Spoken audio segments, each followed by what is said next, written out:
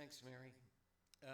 I want to start by saying how much I enjoyed that last presentation. I was fortunate to be associated with a research group that worked for about 5 years on the Pajarito Plateau looking at caveates, and we kind of started with a structural assessment of an ancient wall and ended up focused on case hardening processes that protect the tough outcrops there, and I thoroughly enjoyed the talk about the new park. Um, Ron and I are going to present on what happened to, there we go, on, really on one of two blimp hangars that we assessed starting in 2014, I think.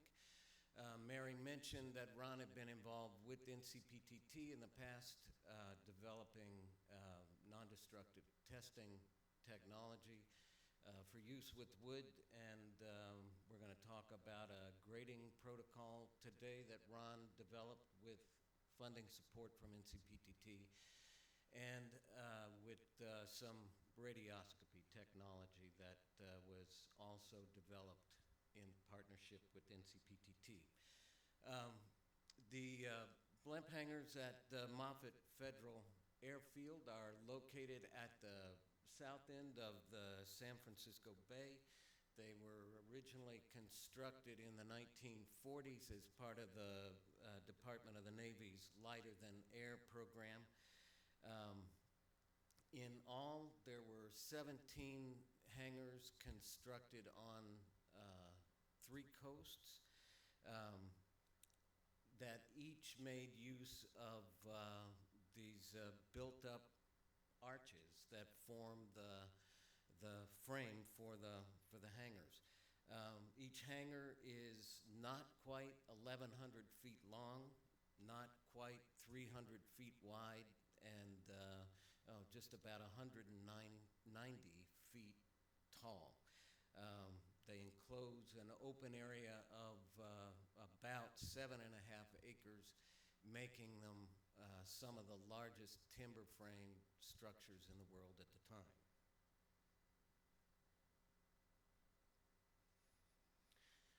Each hangar was built of approximately 6 million board feet of lumber and timber. The Douglas fir for the hangars at Moffett were obtained from different sawmills. They were pressure treated with different fire retardant treatments at different mills, and the trusses, or the truss segments, were prefabricated at different shops. The segments were shipped by train to the site where the two hangars were erected side by side at essentially the same time and using the same processes.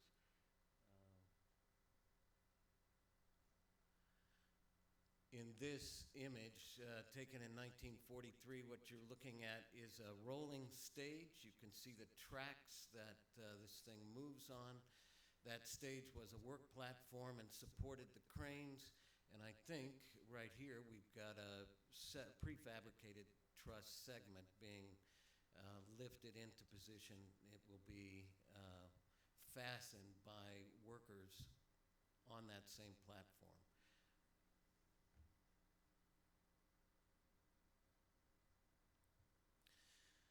Sometime early in the service life of the building, strengthening repairs were made that included nailing diagonal sheathing across pairs of cord members in the trusses, adding bolts to the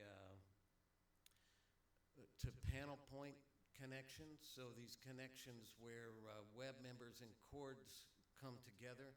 And then circa 1990, there was a repair campaign that involved installing strongbacks on bowed or buckled cord members.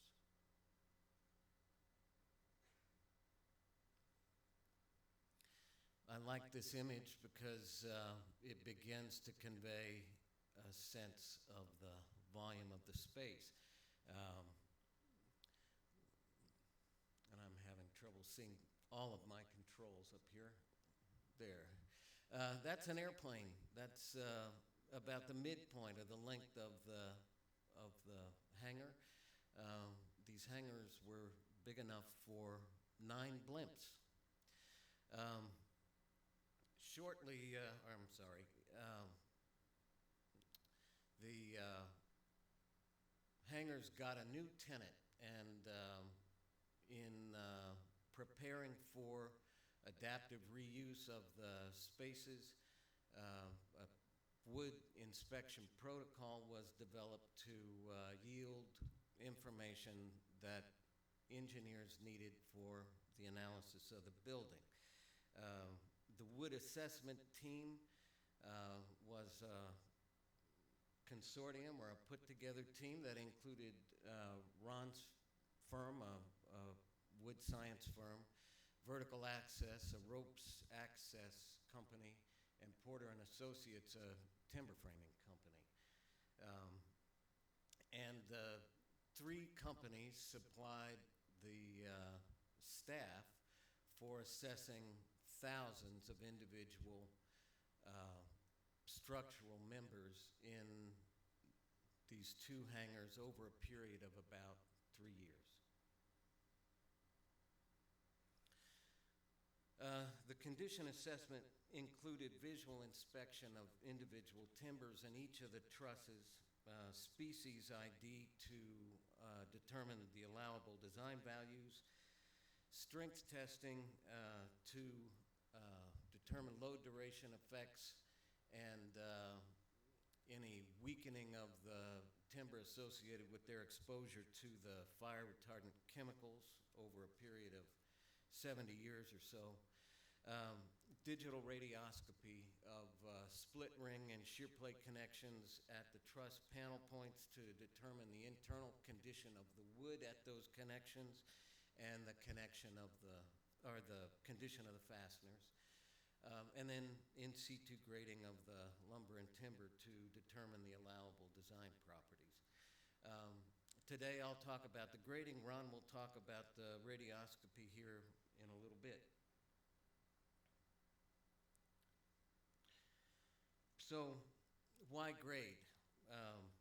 Grading is a way to anticipate the strength of a particular wood member based on the presence or absence of strength-limiting defects that are really mostly growth conditions.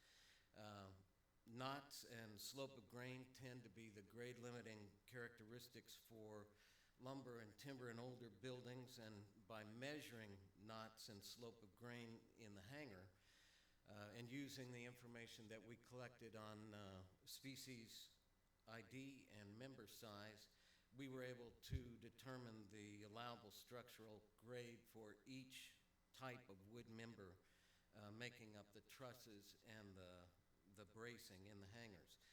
The engineers use this information to decide whether the existing frames are up to future design loads.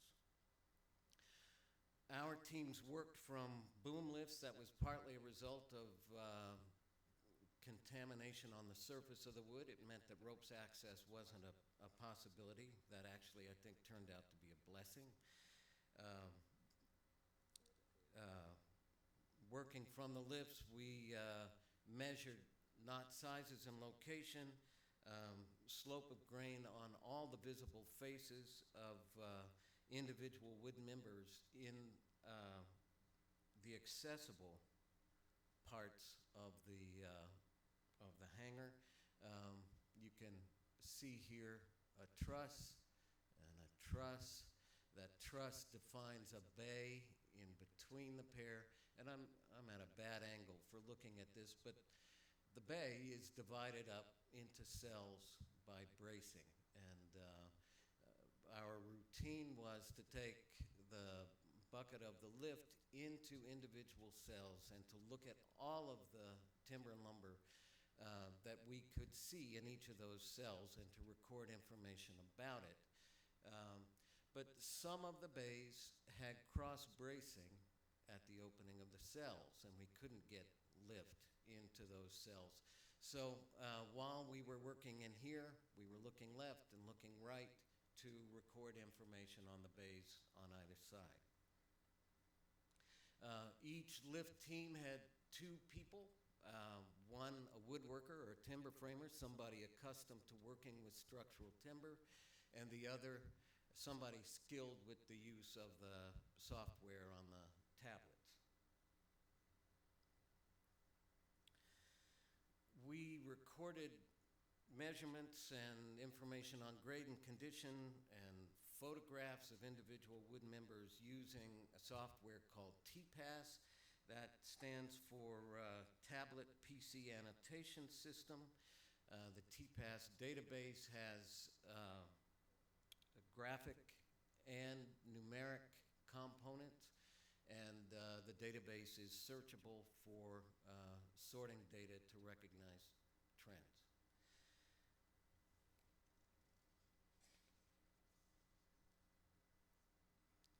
At Moffett, knots are the primary strength limiting defect in the lumber and timber. Grading rules specify knot size limitations for knots based on their location. For centerline knots on the wide face of a member, these have the least impact on strength, so the least impact on grade, the largest allowable knot size.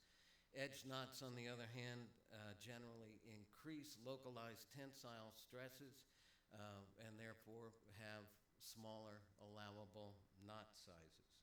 And in the image that we have here, we're looking at a cord member. A knot that, had it occurred on its own, would have been a centerline knot on the wide face, but it occurs in conjunction with an edge knot. You can see how the grain deviates around not just the edge knot, but right on up past the second knot.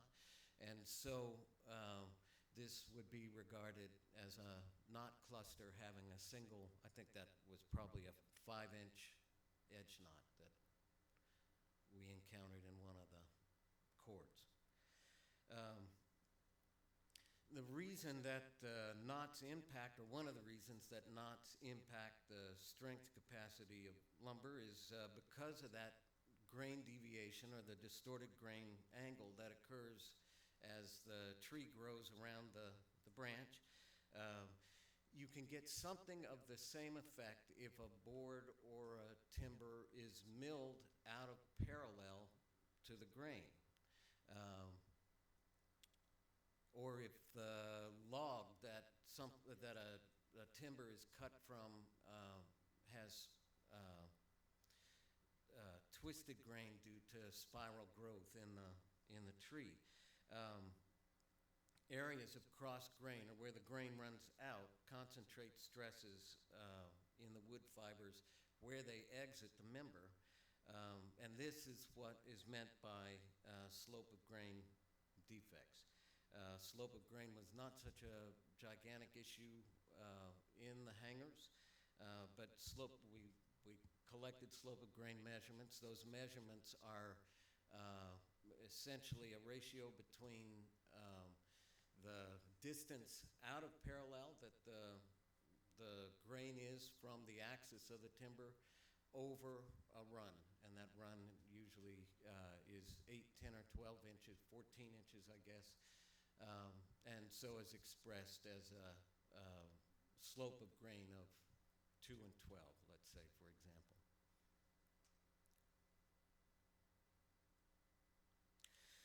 Contrast the last image with this piece in particular. This is a diagonal web member, so one of the pieces that connects top and bottom cords and is connected at a big panel point.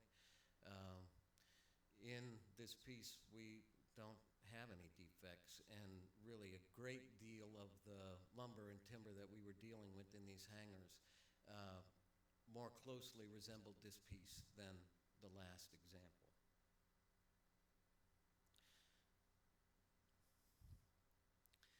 So this is a summary of some of the results, grading results for Hangar 2. For a member type to be assigned a particular grade, at least 95% of the members need to fall within or above that grade. Many of the member types on our list here come within a few percentage points of making the next higher grade. And whether or not to assign that higher grade becomes a matter of engineering judgment in an existing building like this.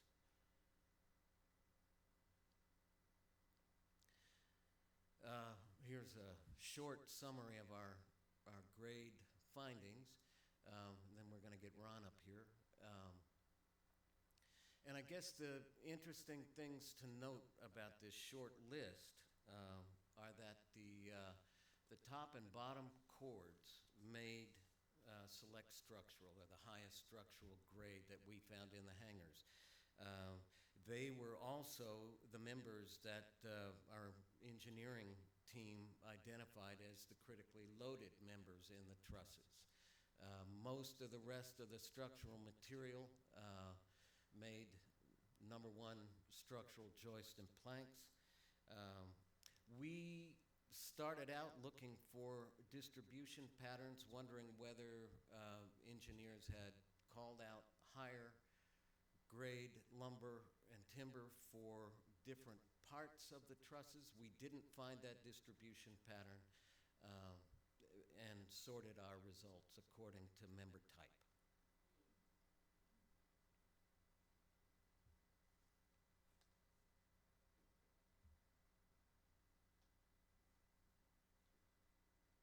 I appreciated, I guess I'm supposed to stand here. Right, Mary? I appreciated the earlier two talks for many reasons, but two of them kind of stuck out. One was the vastness of the cultural landscape, not only the specifics of the Los Alamos sites, but when you look at the Manhattan Project sites, you've got Tennessee, Washington, and New Mexico covered in there. And I was fortunate to spend about 15 years working on another part of that story. I love Jeremy's use of the term story. We're trying to tell this story, which I think is what we're all trying to do when we preserve these sites. But I had an opportunity to work in western Colorado near a town called Uravan. Uravan is made up from the two words uranium and vanadium. And it was a site where much of the yellow cake, the ore that went into the Manhattan Project, was produced out of the mining operations there. I wasn't working on the Manhattan Project aspect of that, but predating that, some gold mining operations in the area. And that area, that cultural landscape, transformed into a mining site where a lot of this ore was then produced. And it's part of that story, as Jeremy would say, that is probably very important when you talk about the Manhattan Project. Things that we maybe didn't know or were not communicated very well. I mean, in the store in the town of Uravan, they sold yellow cake butter. All the buildings were built on mine tailings from the uranium operations. So all those buildings are gone now because they were too radioactive for us to even preserve. And anyway, that's a different story. Let's get back to this. Everybody's right. You cannot see that screen from up here very well. Doug talked about some of the work related to grading, and there was an awful lot of work that went into that. In that hangar that he was showing, there were about 5,000 sticks of wood that were graded. So the knots, the slope of grain, whatever other defects were there, were measured individually on 5,000 sticks. Those are documented in a database. If you ask me and there are 51 arches in a hangar, if you ask me on arch number 27 and you named a specific location from L to M, the diagonal that goes from the top chord to the bottom chord, what is the largest knot in there? We have that in a database. It's an incredibly detailed database. So that was the grading operation. And as Doug pointed out, the grading protocol that allowed us to do that and use that information, allows you to use that, was in part funded through NCPTT. Another project that was funded in part through NCPTT was the use of portable x-rays, digital radioscopy, um, for investigating historic structures, and my focus as a wood scientist was on the timber part of that. And so the radiation that we're using here is totally unlike everything that the previous presenters talked about. These are x-rays that are generated by a cathode ray tube, much like a dental x-ray. In fact, it has about the same energy. What you're looking at in this image, you see an x-ray source that weighs about 10 pounds. It's operated by a 14-volt DeWalt battery. And we're operating in the hangar. And so at this point, we're about 80 feet above the floor. And so we had to develop a mounting mechanism that would not cause my heart to skip a beat when we put, $10,000 worth of equipment 80 feet in the air if it fell to the ground. So you can see the yellow strap, that kind of is our safety cord, that if it falls off of the tripod, we have something to catch it before it goes to the ground.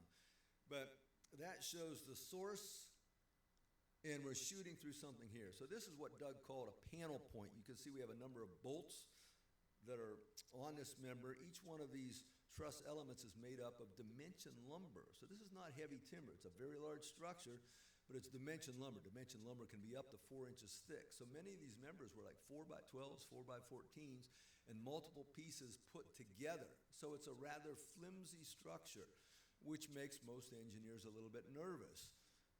In this case, we wanted to know a number of things, the great information that Doug talked about, but the engineers were very concerned about the connections. They said, geez, you got a lot of bolts in there, and we have some drawings, and they have some special connectors in there, things called split rings that increase the capacity of the joint by tying the two pieces of timber together, or tying two pieces together. In this case, we have many pieces of timber, but we know that they did supplemental repairs, as Doug pointed out, at some point, and that included adding some bolts. And so the question was, how do we know if this was built the way that it was intended to be built based on the drawings? And part of that comes from the fact, if you put yourself back in the time frame, this is during World War II, there's a tremendous amount of effort to push ahead and construct these buildings. They got the material there. It took them about 9 months to build one of these. That's a fairly short period of time. It took me 14 months to build my house. It took them 19 months to build one of these hangars. So you kind of put that in perspective, and you wonder, is everything there that needs to be there? So here we have the source looking through one of those. Then on the back side, this is an imaging plate. It captures the x-ray. That x-ray source is a pulsed x-ray machine. So it has bursts of x-rays that come out at 60 nanoseconds. So it's a very short duration pulse, 150 kV source.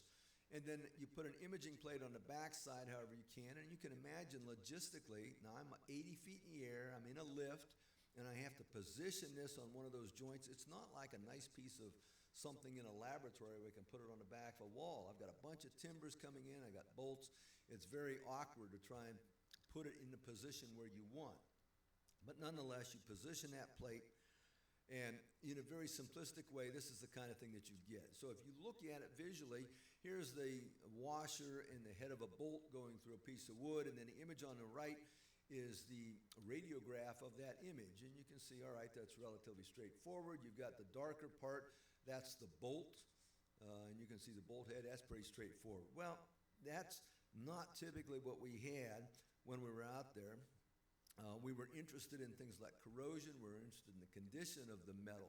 Not only was it there, but was it corroded? The engineers wanted to know, have we lost section in the metal? So you can see on this the threads of the bolt. So we have very little corrosion. If there's any there at all, it's surface corrosion on the bolt. The up and down lines that you see in there is the actual grain of the wood. That allows us to determine that we don't have voids in the wood. It would be somewhat amorphous if the wood had been deteriorated. So when you're looking at a single bolt or a single piece of metal in a piece of wood, it's relatively straightforward to do that. We had an opportunity to pull a few bolts so that we could identify that, and you can see on this bolt just above the threads, if you look closely from where you sit, it's necked down ever so slightly. There's a little bit of surface corrosion. We could pick that up. The engineers weren't concerned. They were concerned if this was down to half of the cross section or a third of the cross section. So the only corrosion that we really had is surface corrosion, except where the bolt head and the nut were exposed on the outer part.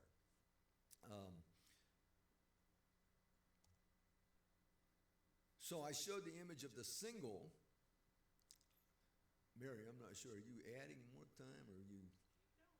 Keep going, okay.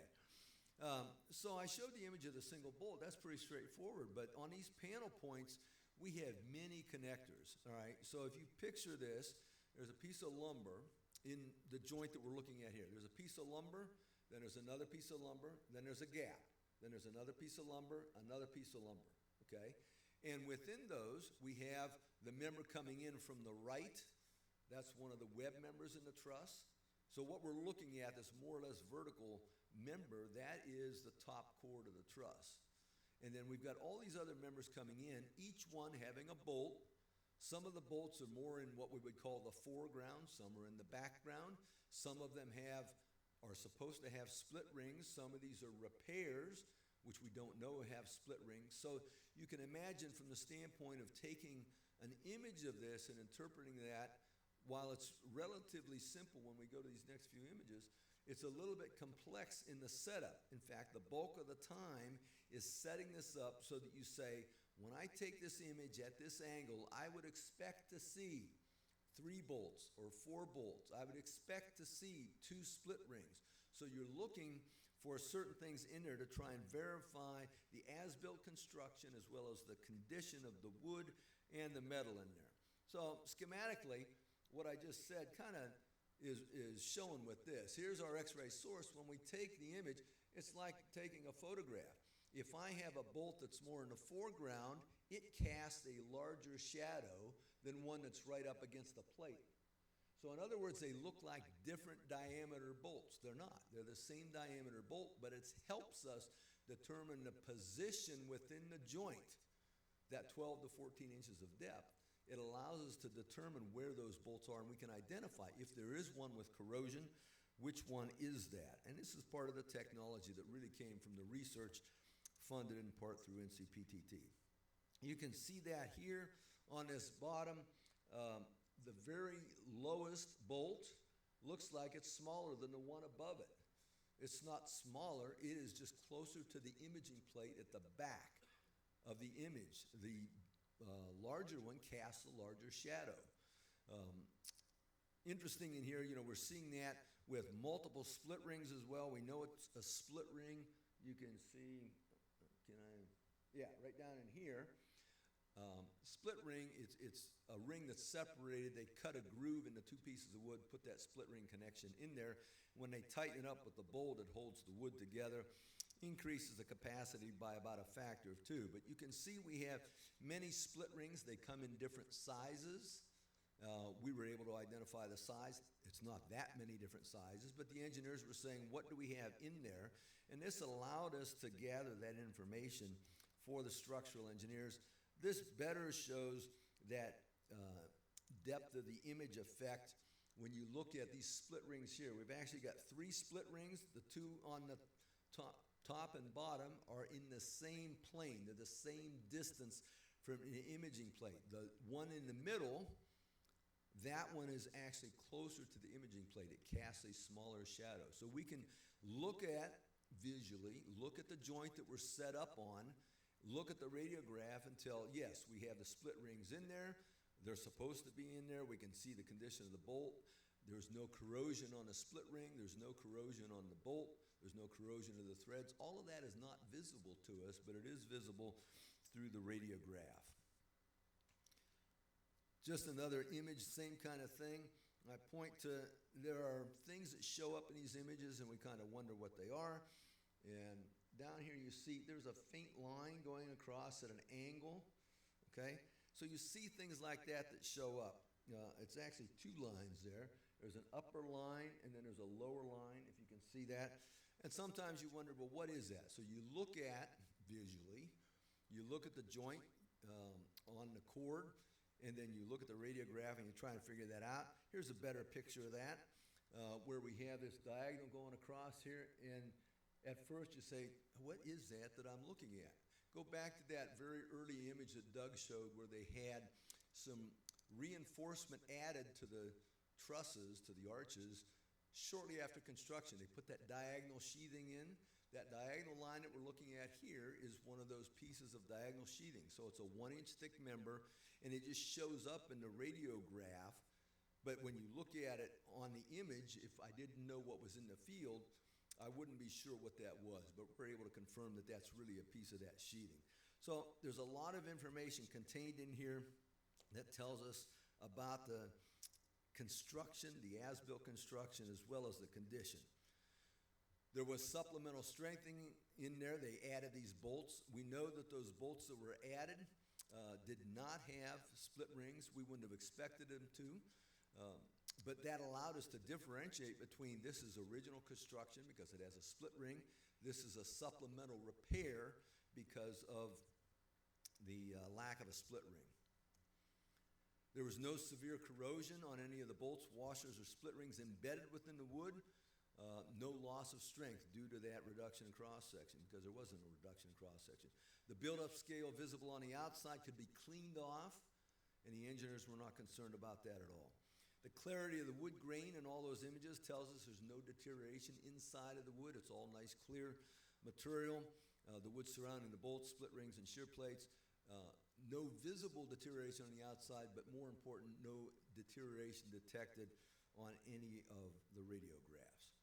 So, both these technologies, the in-situ grading and the radioscopy, again, were supported in part by research from NCPTT. And I say that because it's critically important. Some of this stuff can't get out there for us to use. All of this is available to you use. You can download the report. It's all there. We picked two aspects. The research and the investigation that went into the blimp hangar was much more detailed than any of this, but I thought it was beneficial to show you how some of the NCPTT research plays into this. And with that, are there any questions?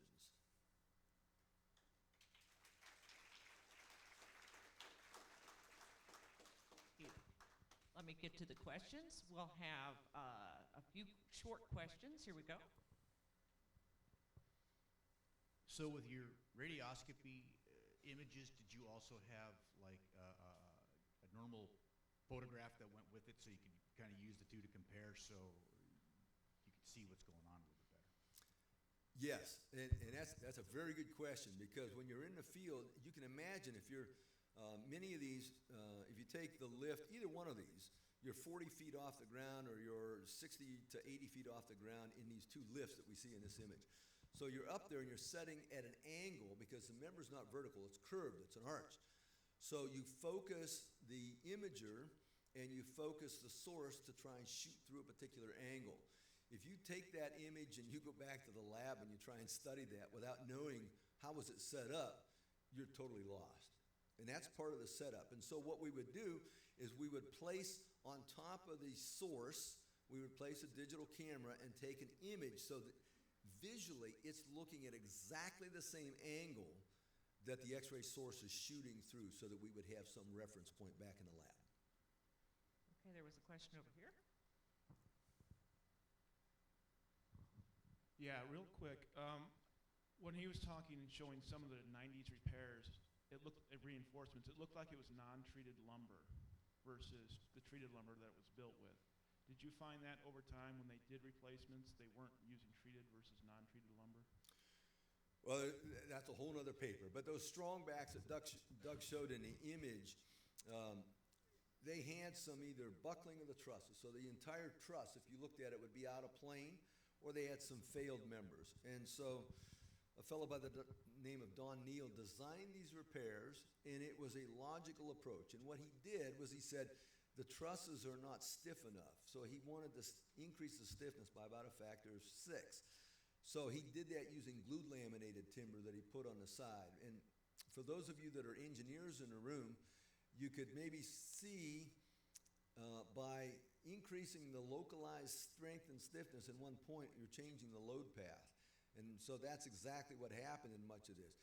he beefed it up so much that the load found another way to go, and then we had unintended consequences throughout the hangars because of that. But he was using non-treated glulam for those particular repairs. I have a comment and a question. I think that using pulsed X-rays on a structure like that is really interesting. It's very portable, it's highly collimated, so you don't take a lot of risk as much as when you're using an X-ray tube. And an X-ray tube is out of question because it's too heavy and it requires a different setting. So I think that this is a really wonderful technique for looking at relatively low density materials. However, I would have probably looked at using a different unit, probably a 200 or 300 kV unit. I think that you would have maybe seen more about the corrosion, and I don't think there is any corrosion on these. I agree with you, but a 300 or at least 200 kV would have been interesting. Have you tried one? Yes and no. Okay, so yes, I used a stronger unit, and using that on wood, it overpowers. So I mentioned it's a 60 nanosecond pulse. It's a very short duration burst. And if I'm looking at a piece of wood, I may only use 1 or 2 pulses. Even through these joints, I might only use 4 to 6 pulses, and that's with 150 kV. So I did look at, when I wanted to go through something thicker, and I've done similar work on masonry, I'll use a higher voltage in there. This is something everybody in a room that does anything related to preservation recognizes. We don't have the luxury of developing this kind of equipment for ourselves. We have to take what's out there and adapt it. So this equipment was actually developed for defense purposes. So it was used for military and police operations and a lot of that. And so I said, I wonder how I can adapt this to wood. And the source is manufactured by an outfit called Golden Engineering. And I work with them very closely, and they recognize this isn't ideal for what you're trying to do on these buildings, but it's what we sell. We could make you another one, and that would be X $100,000. And in the preservation field, when somebody talks about spending X $100,000 to develop a prototype, we typically don't go down that path. So I would have done things different if I'd have had another funding source that would pay the bill for that. Because yes, it could clearly be improved from what we've got here. Thank you for your questions. We'll take a 15-minute break now. And if you have other questions for Ron or Doug, please feel free to ask them. Thank you.